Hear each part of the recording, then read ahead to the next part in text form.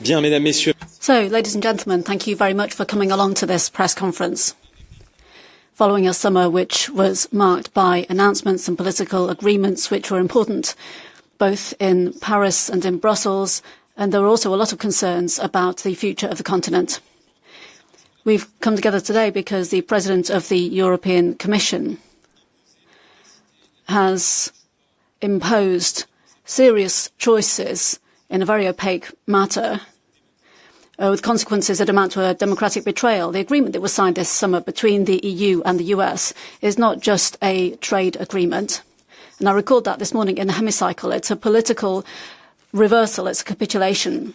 Rather than standing up for the strategic interests of Europe, the EU has chosen to give up in the face of major powers, and in particular Washington.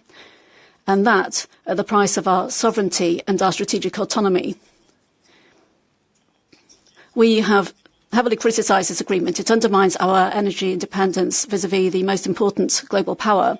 It will encourage relocation, investments across the Atlantic rather than stimulating our economies and our nations. It also reveals the powerlessness of the Commission, which is incapable of coming to a balanced relationship with our partnerships, in particular the American partnership.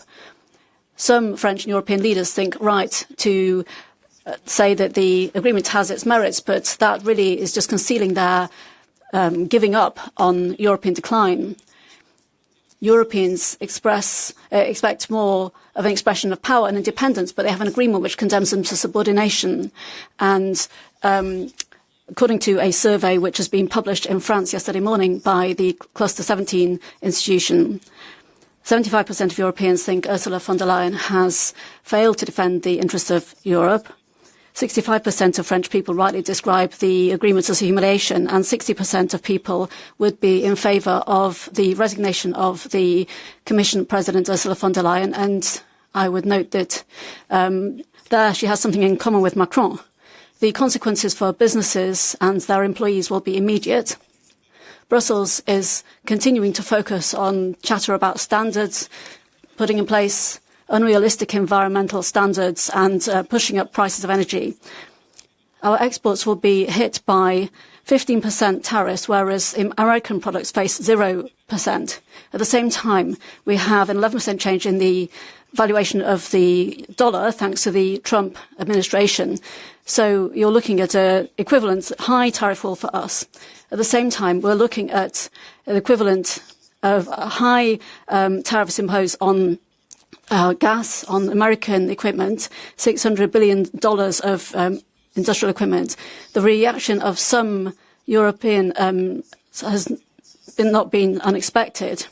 We have heard from a number of businesses who are already announcing that they will be establishing new factories in the US. The outcome is therefore clear: a transfer of jobs, of skills, competition, a direct consequence of the disastrous trade negotiation by Ursula von der Leyen. France has been doubly humiliated. Its interests have never been defended in Brussels, not even an exemption for wines and spirits. They didn't even get that. And France has a trade deficit of $4 billion every year with the US. So if we had spoken in one voice, we could have stood up for our interests and we wouldn't have been so heavily penalised. But with this agreement, we are paying for the interests of the German industry or Ireland, and this is just a colony of Washington in Europe. The only winning industry from this is the German automotive industry. They will see a reduction of tariffs at the same time. What credibility does Europe have when it comes to dealing with trade negotiations with China or trying to put a stop to the war in Ukraine? No credibility. Europe is disarmed. Europe has lost its credibility. And Ursula von der Leyen is responsible for this. The European Commission last week announced the finalisation of the Mercosur agreement after over 20 years of negotiations. Mercosur is a contradictory agreement, it's archaic, and it's a triple betrayal. A betrayal of our farmers, of our consumers, and above all, of the environment. And it's contradictory because it undermines our food autonomy at a time when all of the other powers are trying to safeguard our sovereignty in the face of instability around the world, their sovereignty. It is also competition for our farmers in all sorts of sectors and also for rural areas. And it's out of date because it flies in the face of environmentalism. It would mean we'd have more products imported from all over the world, made in accordance with rules which don't live up to our environmental standards, and of course consumers will then pay the price.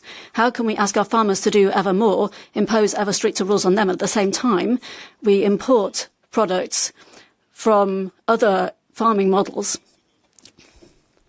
So we shouldn't be deceived. Safeguard clauses are not going to protect our farmers at all. They're not legally binding.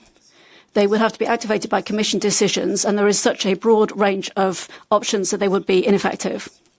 And the Commission has been very quick to programme the disappearance of our industries. We have the disastrous carbon footprint of this agreement, which would generate the equivalent annual emissions of a country the size of Spain. The second largest European economy opposes this agreement, so there is a key question. France and others, will they have any voice in Europe? For we in the Patriots, the answer has to be yes. As regards my country, France should refuse to allow this disastrous agreement to go through, and it should suspend its contribution to the EU budget if this path continues, and I invite others to do the same. The new French Prime Minister wants to have a close relationship with the President of the Republic, so we think that France should refuse to go along with this agreement.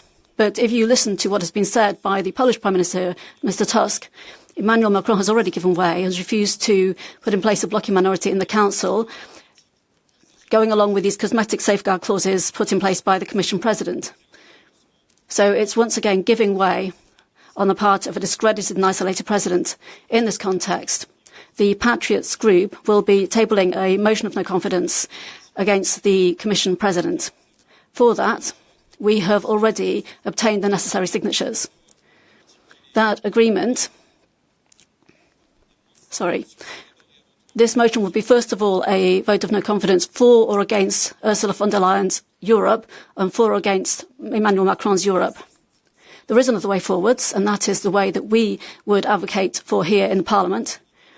There is no fatality in this area. Sovereignty, the defence of our interests, of our identity, support for our business and farmers, and for low-cost energy. These are all things, policies that we could put in place for all of our nations, and that is what we will be working for on the part of our group. Thank you very much.